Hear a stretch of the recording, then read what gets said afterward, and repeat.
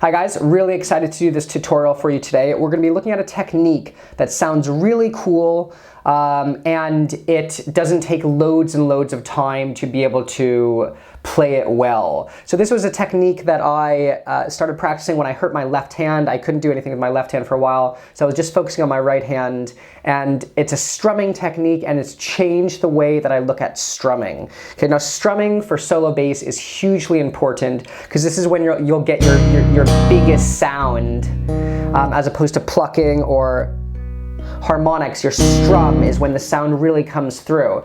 And it's, again, like I said, it's just changed the way that I've looked at strumming, and it's really added some ability to embellish certain sections, to raise the intensity.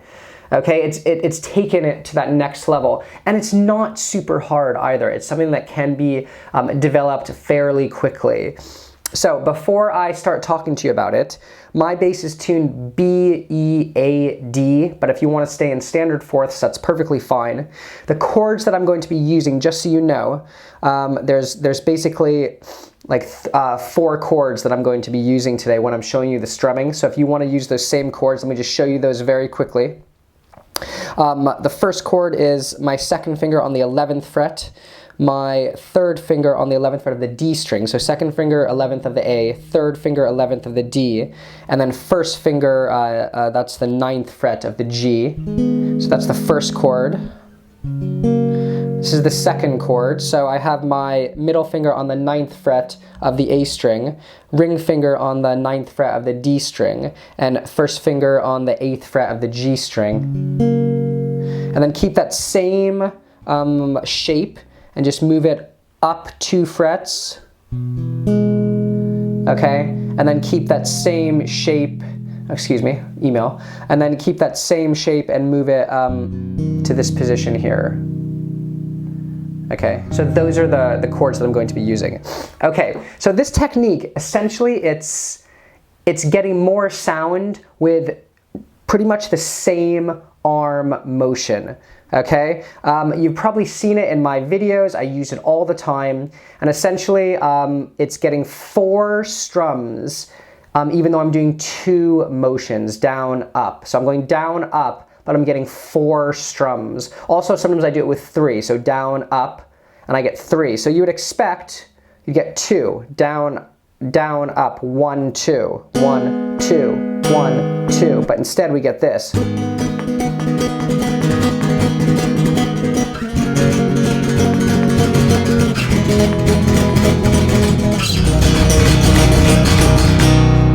Okay, so what's happening there is essentially what I'm doing is I'm going to do this very slowly.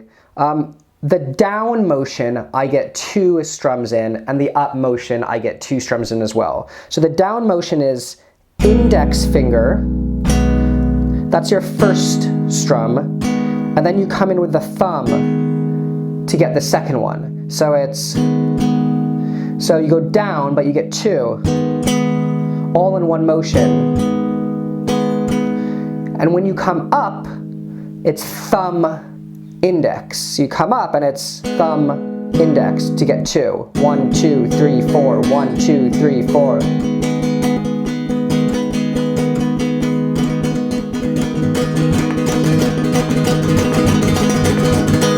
And you can also do that with a 3, okay? So the 3 is essentially a little bit easier than the 4. It's just up once with a thumb. So down index, down thumb, up thumb. Okay, so it sounds really cool, and again, you're not like having to move your arms super fast. It's just down, up, down, up, down, up. In fact, it's just as easy for me to do that now as it is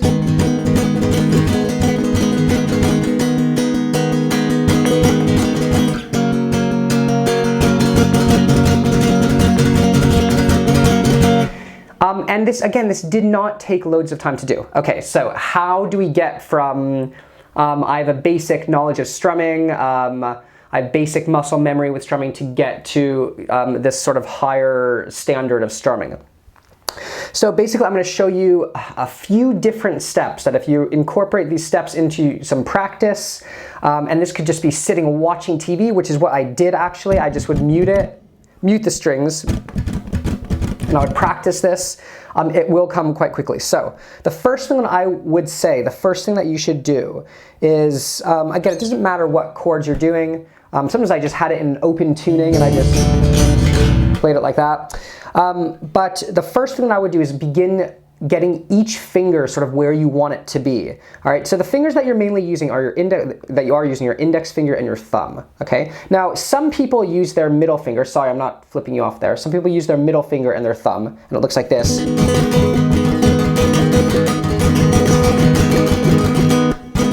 But I use my first finger. I think it's a little bit easier, so let's go with that.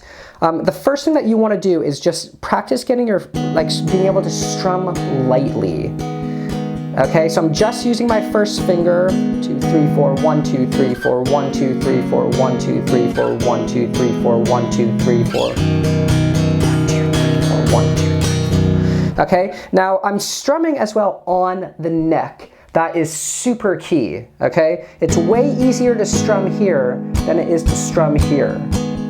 Okay, and that's because your neck is preventing the strings from digging down too deep and your fingers don't get caught in them, okay? So imagine like you're walking on the ground, okay? But there's loads of holes in the ground. Your feet are gonna get stuck, you're gonna trip and fall. That's almost what it's like strumming here sometimes, okay? Because there's all these gaps in the string that your fingers can get caught in. Whilst here on the neck, it's like solid ground. So it's much easier to sort of have that strumming feel. It also can sound better too. It sort of sounds better on the neck. It sounds cleaner in my opinion. Okay, so we're just practicing with our first finger, down on the thumbnail, up on the soft part of the finger. And it's really important to keep your finger loose. This is loose. This isn't hard and rigid. This isn't like creating a pick. It's not like that. You just want to be loose, okay? In fact, though a lot of it is in the wrist. Though your finger is staying in a certain position and you want to maintain that position, I'm not like focusing on my first finger, I'm focusing on my wrist and my arm movement. Okay, so you want to do that with your first finger, all right? That's your first exercise, just warm up your first finger, okay? The next exercise is the same except to warm up your thumb. All right, now this will probably be a little bit tricky for some people. In fact, it's still a little bit tricky for me. It still feels a bit funny because your thumb can be quite sensitive here. And it doesn't have the same motion really as your first finger. It doesn't have the same flexibility. But the same thing that you just did, do it with the thumb. Spanish, so Spanish sound. Just E major chord and just shift it down one fret each. Sounds cool.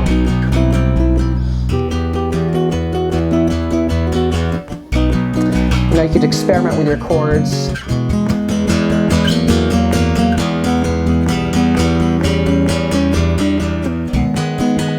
Okay, so just getting that thumb loose, all right, because you're going to be using your index finger and your thumb for this. Okay, so after you do that, what you want to do is you want to just practice that down motion.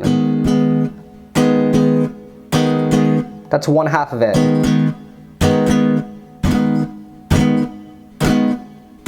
Hear the 1, 2?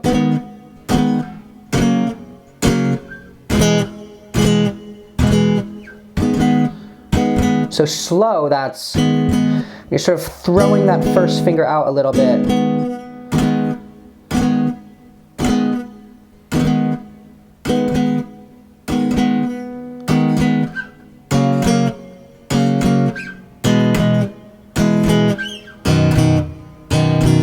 All in one motion.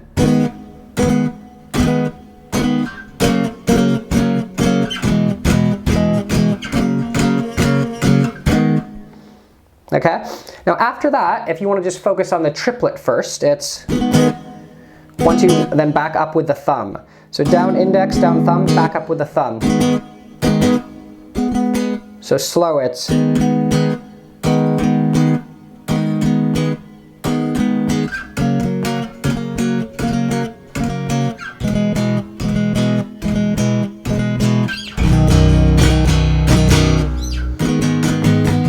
so 1, 2, 3, 1, 2, 3, 1, 2, 3, 1, 2, 3. And it is a back, it's like a thumbs up. Hey! That's basically what it is. You want to come out big with the thumb to get the sound. Because it's harder to come up, it's easier to go down, right? Gravity. It's easier just, you need to press a bit more to come up. Then after that, it's time to bring in the 4, the quadruplet strum. How awesome does that sound? Okay, down, down, up, up. Down index, down thumb, up index. Down index, down thumb, up index.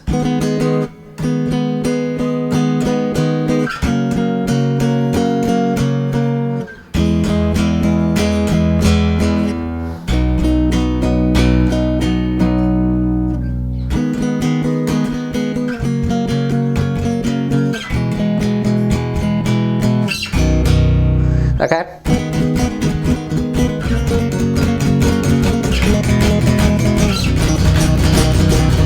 And if a particular section is bugging you, a particular part of it is bothering you, like the up strum, want to hear 2 with 1 motion.